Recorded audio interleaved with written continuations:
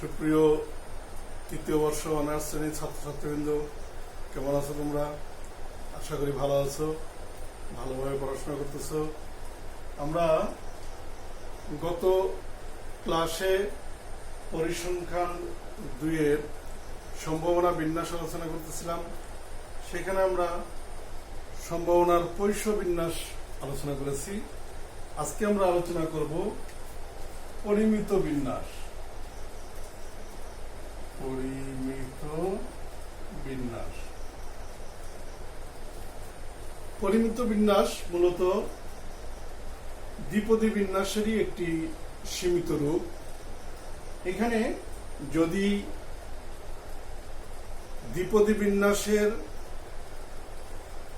n অনেক বড়, অর্থাৎ মোট ঘটনার সংখ্যাটা যদি অনেক বড়, tends to infinity, n tends to infinity যদি হয় এবং সফলতার সম্ভাবনা এবং বিফলতার সম্ভাবনা যদি খুব কাছাকাছি হয়, তাহলে দ্বিপদী বিন্যাসের সেই রূপটাকে বলি আমরা পরিমিত বিন্যাস।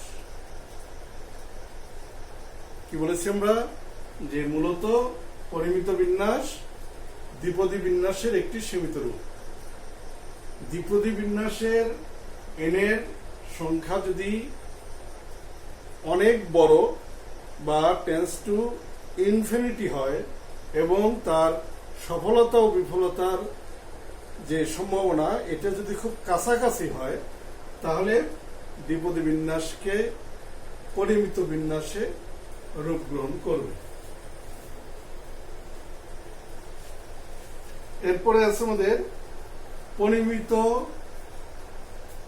রেখা। পরিমিত রেখা কি জিনিস? পরিমিত রেখা হলো পরিমিত বিন্যাসকে যখন কোনো রেখাচিত্রের সাহায্যে ব্যাখ্যা করা হয়, তখন সেই রেখাকে বলি আমরা পরিমিত রেখা। অর্থাৎ পরিমিত বিন্যাসের যে সমস্যাসমূহ, এই সমস্যাসমূহকে আমরা মূলত পরিমিত রেখার সাহায্যে ব্যাখ্যা করে থাকি। সেই জন্য আমাদের পরিমিত বিন্যাস আলোচনা করতে গেলে পরিমিত রেখা আলোচনা করতে হবে। পরিমিত রেখা হলো এমন একটি রেখা যে রেখার উভয় দিকে যে ঝুলন্ত সেটি সমান হয়। অর্থাৎ আমরা এরকম একটি রেখা বলি,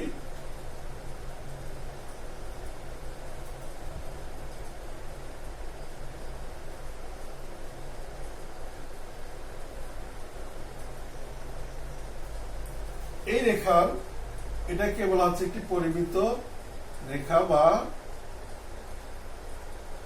নরমাল কার্ভ। এখানে এই যে বিন্দুটা, এই বিন্দুকে আমরা এখানে ধরে নিই এটি জেড।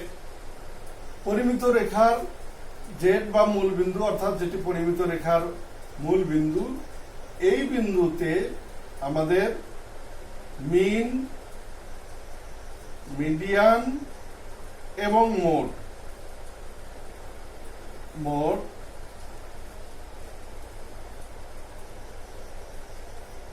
মিন, মিডিয়ান এবং মোড তিনটি সমান হবে। এটি এমন একটি রেখা যে রেখার জেড বা মূলবিন্দুতে আমাদের গাণিতিক গড়, মধ্যমা এবং প্রচুরক এই তিনটি যেখানে সমান। এই রেখার এই যে ডানের অংশে এখানে আমরা বলি এটা পজিটিভ, আর বাম পাশে হলো আমাদের নেগেটিভ। এখন এই যে ডান পাশে আমাদের পজিটিভ বা ইনফিনিটি এই পাশে আছে, এর পরিমাণ হলো 0.5 এবং বাম পাশে যে আমাদের নেগেটিভ আছে এই পাশেও আমাদের 0.5। অর্থাৎ এটার যদি আমরা ক্ষেত্রফল নির্ণয় করি, তাহলে টোটাল ক্ষেত্রফল হলো 0.5 প্লাস 0.5 1। এটি এমন একটি রেখা যে রেখার বাম পাশে আছে 0.5, ডান পাশে 0.5 মিলে আমাদের এখানে মোট ক্ষেত্রফল হবে আমাদের 1।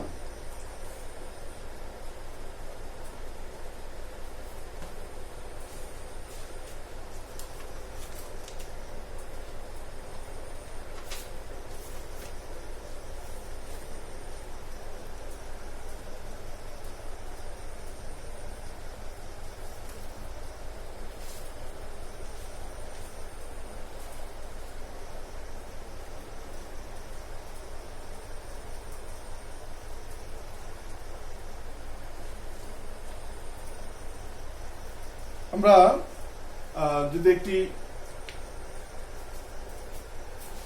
সমস্যার এখানে সমাধান করতে চাই, অর্থাৎ আমাদের সম্ভাবনা বিন্যাসের যদি একটা ক্ষেত্রফল আমরা নির্ণয় করতে চাই,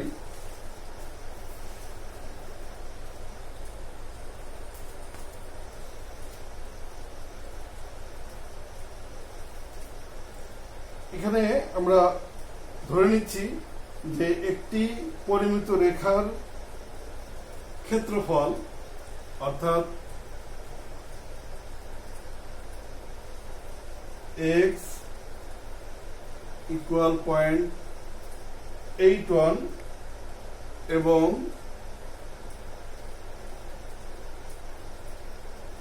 z ইকুয়াল 0.81 এবং z ইকুয়াল 1.94 এর মধ্যবর্তী ক্ষেত্রফল সমূহ নির্ণয় করতে হবে। z ইকুয়াল টু 0.81 এবং z ইকুয়াল টু 1.94 এর ক্ষেত্রফল নির্ণয় করতে হবে। অর্থাৎ আমরা যদি রেখাটা দেখি, রেখাটা ছিল আমাদের মূলত এরকম,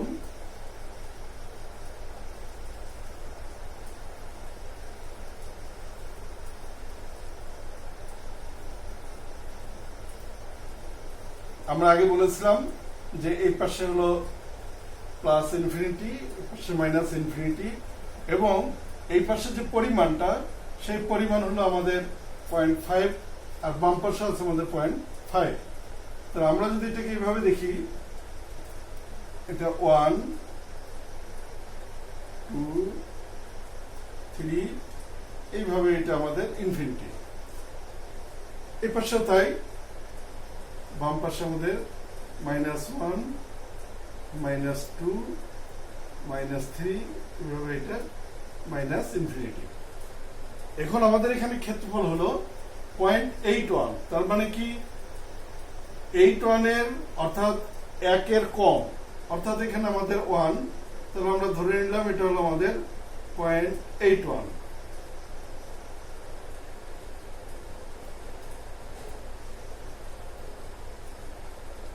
আবার এদিকে আছে আমাদের 1.98, তার মানে 2 এর কম, তার মানে এটাকে আমরা ধরে নেই এটা এটা হলো 1.94, তার মানে আমাদের এই অংশটুকুর ক্ষেত্রফল নির্ণয় করতে হবে। এই অংশটুকুর ক্ষেত্রফল নির্ণয় করতে হবে। এখন আমরা জানি যে আমাদের টোটাল এই অংশটুকু অর্থাৎ জেড থেকে তার ডানের যে অংশ, এই টোটাল অংশের ক্ষেত্রফল হলো 0.5। তাহলে এটা আমরা কিভাবে নির্ণয় করব? আমরা মূলত এই যে 0 থেকে অর্থাৎ Z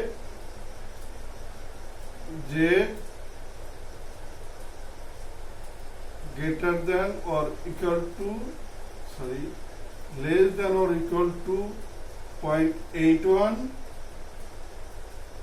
greater than or equal to 0.0 এটা একটা অংশ, প্লাস আমাদের এটা টোটাল একটা অংশ অর্থাৎ 1.94 এর পরের অংশটুকু। আমরা জানি যে এটা মানে কি যে less than or equal to 1.94 R greater than or equal to infinity। তাহলে আমাদের এখানে আমরা যে টোটাল অংশটা, এই অংশটা থেকে যদি জেটের মান 0 থেকে 0.8 এর আগের এই অংশটুকু বাদ দেই, প্লাস 1.94 এর পরের অংশটুকু, এইটুকু যদি আমরা বাদ দেই, এই উভয় অংশটুকু বাদ দিলে আমাদের যে ক্ষেত্রফলটা পাওয়া যাবে সেটি হবে আমাদের এখানে পরিমিত রেখার ক্ষেত্রফল। কিরকম? আমরা বলেছি যে টোটাল এই অংশটুকুর ক্ষেত্রফল হলো 0.5। এখানে 0.5 এখান থেকে এই 0.81 থেকে 1.94 এর অংশটুকু সহ আমাদের আগের এবং পরের অংশটুকু মিলে হবে 0.5। তাহলে এই অংশটুকু কত হয় আমাদের? তাহলে এটা যদি আমরা নির্ণয় করতে চাই, আমাদের প্রতিটা বইয়ের শেষে পরিশিষ্ট আছে। পরিশিষ্টতে আমাদের নরমাল ডিস্ট্রিবিউশনের একটি চার্ট তৈরি করা আছে, টেবিল তৈরি করা আছে। সেই টেবিল থেকে আমাদের মানটা নির্ণয় করতে হবে। অর্থাৎ আমরা যদি 0.81 এর মানটুকু আগে নেই, তাহলে 0.81 এর মানটুকু কত? 0 থেকে 0.81, 0 থেকে 0.81,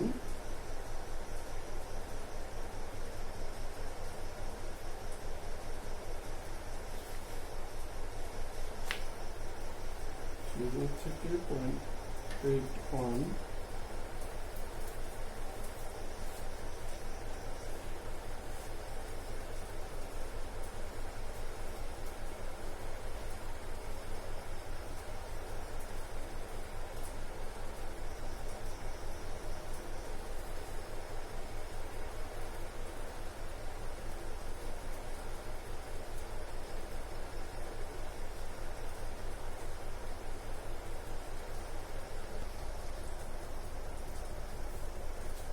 সুপ্রিয় শিক্ষার্থীবৃন্দ, আমরা এটাকে আর একটু সহজ করে বলতে পারি যে আমরা যদি এই যে 0.81 থেকে 1.94 এই মধ্যবর্তী অঞ্চলটাকে আমরা এরকম লিখতে পারি যে এর ক্ষেত্রফল, যে প্রবাবিলিটি যে 0.81 থেকে 1.94, অর্থাৎ আমরা এটাকে আরো ব্যাখ্যা করে এরকম বলতে পারি যে Z less than equal to 1.94, অর্থাৎ যদি আমরা 0 থেকে 1.94 পর্যন্ত মোট যে আমাদের ক্ষেত্রফল, সেই ক্ষেত্রফলটা নেই, সেখান থেকে 0 থেকে 0.81 এর যে ক্ষেত্রফল, সেই ক্ষেত্রফলটুকু বাদ দিলে আমরা মধ্যবর্তী অঞ্চলটুকুর ক্ষেত্রফল পেয়ে যাব। জিনিসটি একটু খেয়াল করো। এখানে আমরা বলেছি যে আমাদের ক্ষেত্রফল নির্ণয় করতে হবে 0.81 থেকে 1.94।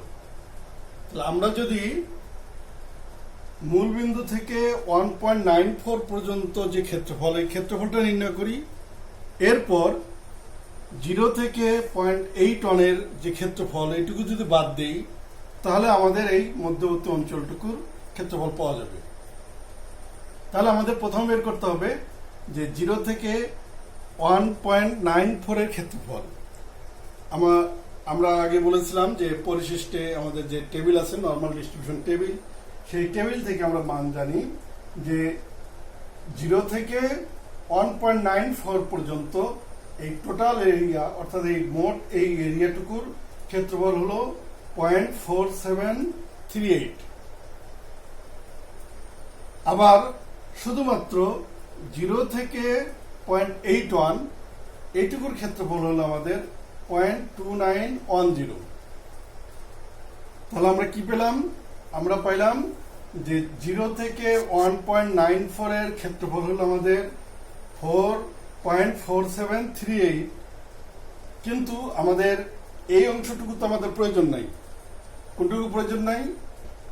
মূলবিন্দু থেকে, অর্থাৎ 0 থেকে 0.81 পর্যন্ত এই অংশটুকুর ক্ষেত্রফল হলো আমাদের 0.2910।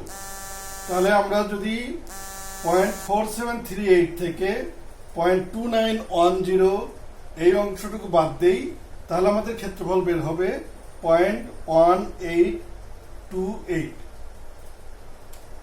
অর্থাৎ আমাদের পরিমিত রেখা থেকে যে ক্ষেত্রফলটা নির্ণয় করতে বলা হয়েছে, সেখানে বলা হয়েছিল যে 0.81 থেকে 1.94 এর মধ্যবর্তী অঞ্চলটুকুর ক্ষেত্রফল কত, সেই ক্ষেত্রফলটা আমাদের নির্ণীত হলো 0.1828। আমরা একইভাবে সম্পূর্ণ অংশের অর্থাৎ আংশিক আংশিক করে সম্পূর্ণ অংশের আমরা ক্ষেত্রফল নির্ণয় করতে পারি।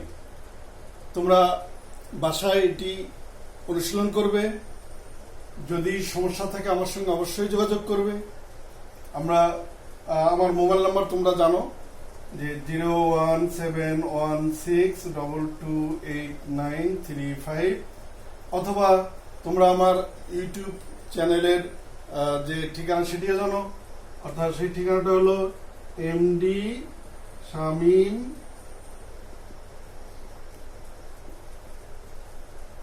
হোসেন। তোমরা ইউটিউব চ্যানেলে যে আমার এই লেকচারটি ডাউনলোড করে নিতে পারো।